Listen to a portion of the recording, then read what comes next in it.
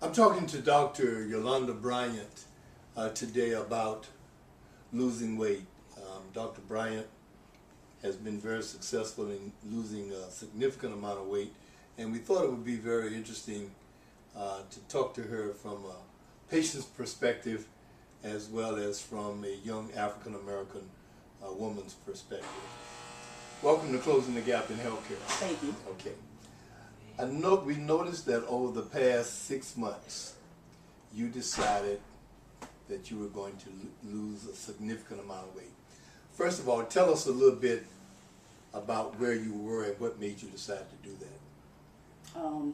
Several things made me make that decision. One was I have a strong family history of diabetes and I didn't want to become diabetic. Two, I have a 4-year-old son and I wanted to be able to keep up with him. So I knew that weight had to come off. Right. There have been, from my experience, significant barriers for African American women losing weight.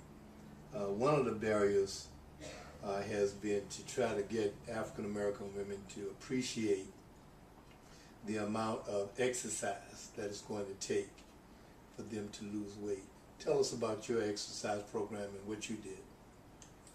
First, I marked out a mile in the car just to make sure I had the right length. And I started out walking just by my house. And I walked that mile until I could jog. I jogged that mile until I could run.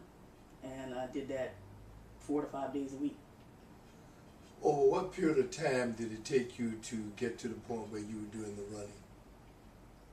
It took me about, maybe I want to say 3 weeks, because I would walk up and I would walk hard enough to where I would either be out of breath or I was kind of lightly jogging, and I would walk 1 mile to complete the mile, and then I would walk back. So it's actually 2 miles altogether. Right.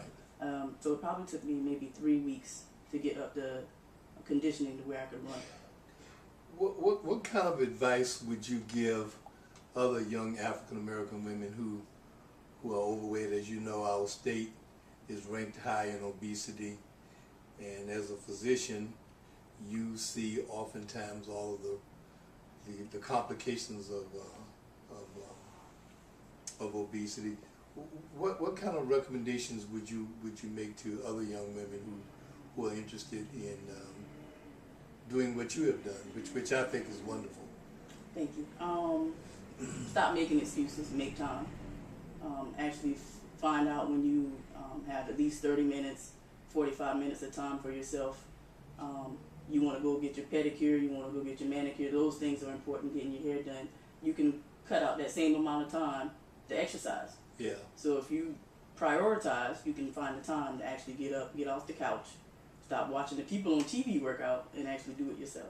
Mention a little something about your dietary habits. How did you change your diet?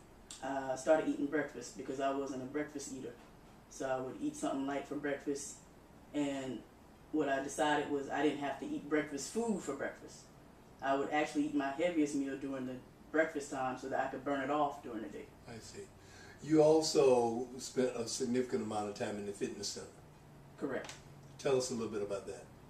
After I realized that I, could jog or could run just out by my house, I joined the gym because I felt like I had taken myself as far as I could go. So I went to the gym so I could do weight training or use the machines and possibly get in line with a personal trainer. But I've pushed myself to where I still didn't need a trainer.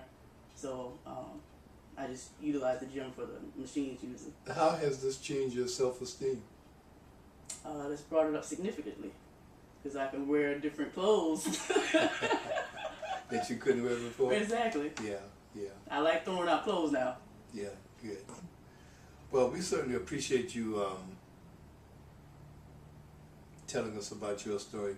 I'm Dr. Thaddeus Bell for Dr. Yolanda Bryant, and we're closing the gap in health disparities for African Americans and the underserved.